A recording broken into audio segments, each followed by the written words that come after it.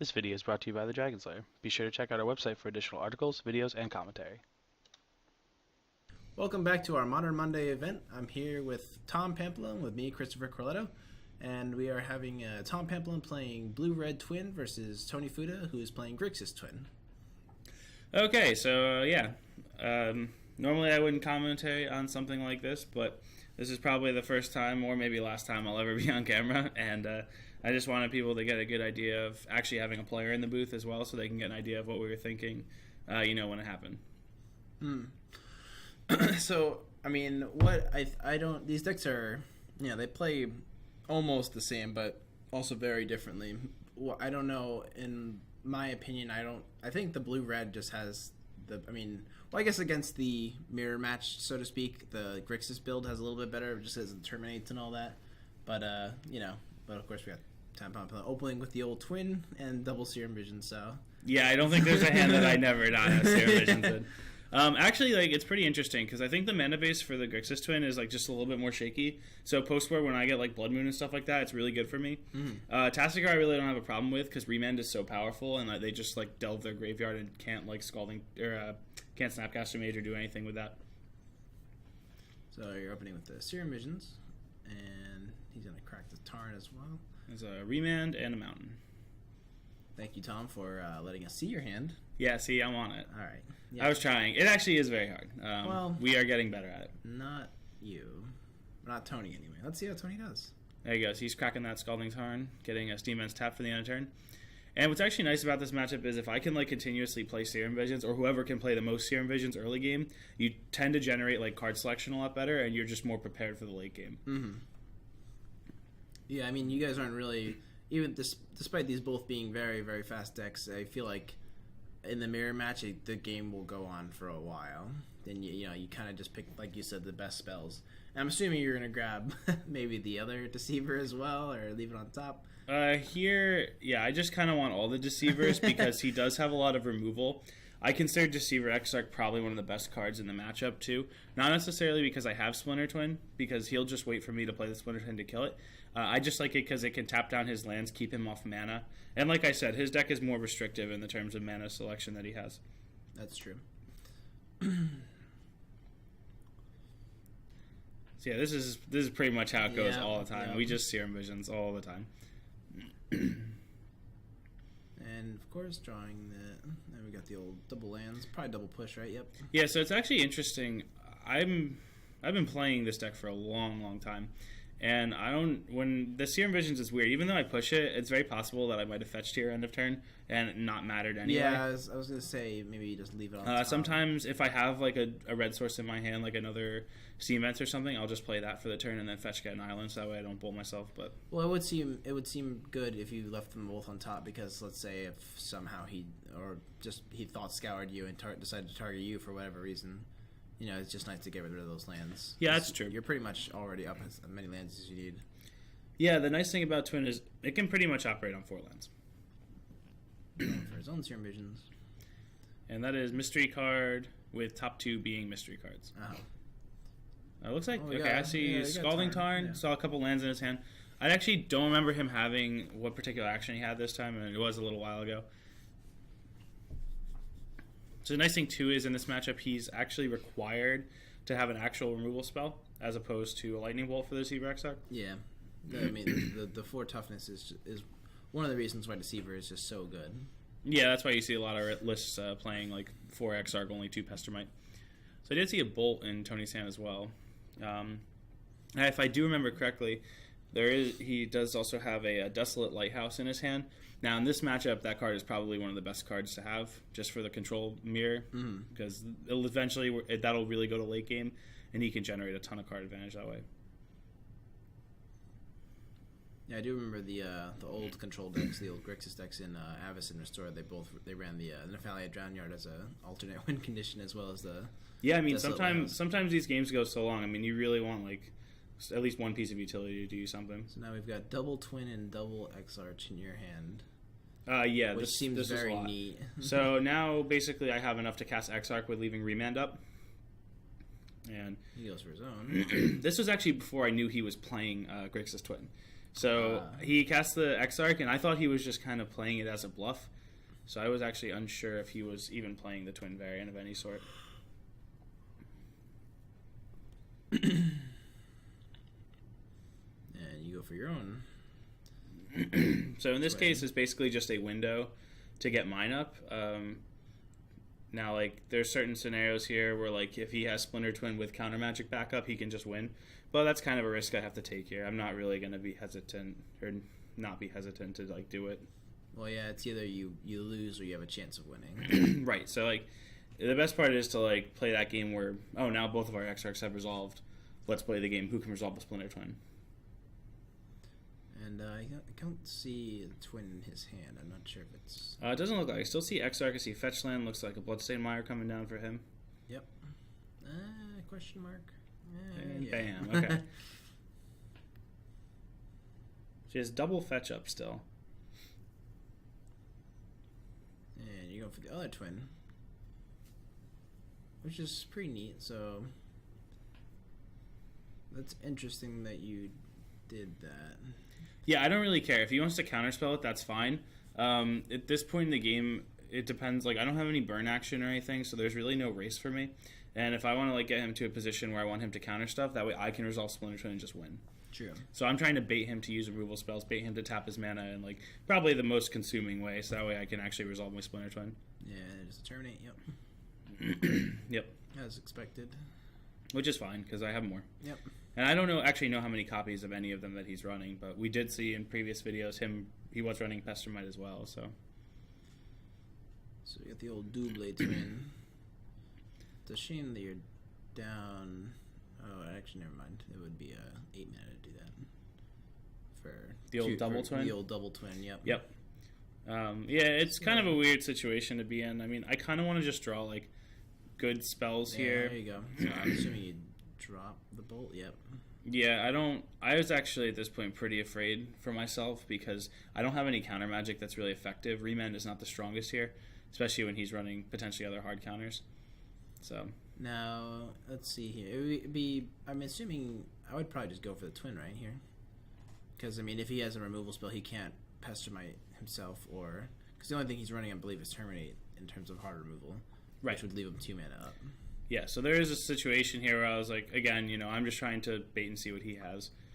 In this case, it looked like he's going to fetch, and he's waiting to think if he's going to shock himself as well.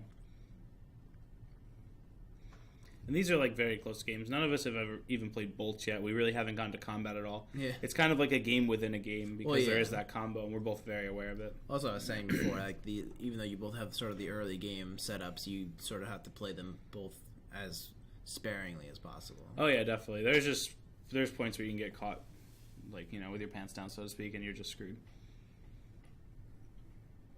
There we go. Bolt. So this is actually fine with the split here. He put a lot of things in his graveyard. I mean, it is essentially like a 1-for-1, but he replaces a card because of Electrolyze. But at the same time, it's really not a problem for me at all. Dangerously tapped out. It's a good thing. I'm assuming probably doesn't have the twin. I mean, there's nothing to even think about here. Just slam. Yeah, if he had any piece of the combo, he could have just responded and tapped down my Exarch when I enchanted it. Yep. But instead, I guess he just didn't care. So this is the situation I was talking about, and if I remember correctly, this is where it does come up. He is going to activate this Lighthouse, and I kill the Lighthouse right away because that's pretty much the most powerful late game spell that he has against me. Well, it's a land, not a spell. Well, it acts like a spell. Well, but you're right. Yeah, no, I am right. Yep. So yeah, that's fine. I mean, it really is just so powerful. The card advantage that you get. I mean, I would even considering like pitching. Then you get selection to pitch your remands, and you don't have to worry about them anymore. Just collect more counter magic, more Snapcaster mages. Really powers your Snapcaster mage late game. Unfortunately, I mean, when the games go on this long, it just seems like remand is definitely not even. I wouldn't even consider it really a counter. It's more of a hindrance than anything. Well, the nice thing is it is still good against a clunky spell like Splinter Twin because it is 4 mana to cast. That's so he true. does need potentially 8 mana or another counter spell to answer it. So basically, I was stuck on lands for a while, which was kind of annoying for me because like my late game like cryptic commands are just not that good. So I see you have a Stomping Grounds here. Want to talk to us about that? Or? Yeah, I'm playing one Stomping Grounds in the main, and that's for the Ancient Grudge in the sideboard. Oh, okay. I originally had it as a breeding pool, but what happened too many times was when I cast Blood Moon, it would turn a blue source into a red source, as opposed to a red source that's already going to become a red source. So I figured that was the way I just count my mana in that way. And this is what we were talking about before. I think this was the Nick Tony game, the Spell Snare Snapcaster Mage thing. Yep. Like Spell Snare, that's a one-of for me, but it's so powerful. Here comes Pestermite. Yeah, I don't even know what I got here, honestly. It's just always, I always think he has it at all time, which you kind of have to be on guard for. I mean, after playing so many times against you, actually, I mean, you sort of learn the steps. So I remand, draw another remand there. That's how we do it. Yep. I mean, what else? Really? No, nothing. No, cast spells and win the game. Yeah. Mm-hmm. The interesting thing though for Tony is he does have the Tasigur, which like late game enough that kind of access is similar to a recurring lightning bolt. There is a lot of damage that can be put forth, and unfortunately, if I can't counter it, I can't actually deal with it at all. Well, you do have the wild option of blocking with a Deceiver Twin and then Flame Slashing in. Yeah, I could do that. Again, the Flame Slash is also a one-of, so that's pretty much one and pretty done. good that you saw it then. Yeah, it was. I actually use that for the opposing matchups. It's good against Tarmogoyf and stuff like that too. So this one, I mean, if he end of turn Pestermites here and I can Snapcaster, I want to put pressure on the board, and this turn he can't combo off and win because his creature doesn't have haste. So that's true. Or the ability to activate the twin ability. And now, I mean, we're pretty much on the full beatdown plan here. There was a point where I basically discarded the entire Splinter Twin plan and just said, let's just go for the beats. Yeah, I mean, when you're playing against another control deck, you really can't. Especially if you basically have an alternate of aggro, you really shouldn't even bother with continuing with the combo, especially if over half of it's gone. Yeah, so the interesting thing, I think this is when Tony's dropping to 11 here. And I have just burn spells, Snapcaster Mage burn spells, and for me, it's not really a threat for me. Mm. So this one, I played with Coloring's Command a ton of times, or played against it, and in this instance, he shocks my Snapcaster Mage and targets me to discard a card, but the Claws reads as one ability.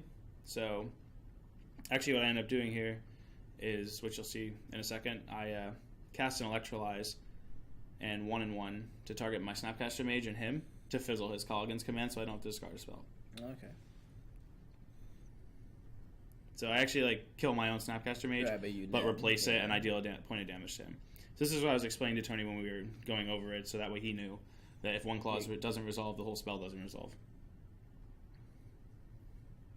So I know some certain spells they don't act that way. I believe some spells. I think with Hex. Yeah, there's a couple Hex, instances where it doesn't work. You would have to destroy all the creatures to counter it, or sacrifice all the creatures. Yes, you'd have to have an equal number of targets to distribute. Yeah, and then you'd have to have one die. Right, destroy 6 target creatures is what you're referring to. Yeah, Hex. Okay, yep. So you'd have to remove all 6 of those creatures to counter the spell. Right, which would be ridiculous. Yeah. I mean, but since Colgan's Command reads it as one clause, then yeah. So yeah, we get him for 1. Like I said, the 10 range is really not too ridiculous at all. It's just something where it's as easy as Snapcaster Bolt or Pestermite. And honestly, a lot of people board out Electrolyze in this matchup, but I really, really think Electrolyze is probably one of the best ones, just because it replaces a card to kill Snapcaster Mage and Pestermite so easily. And we're snapping. What are we grabbing?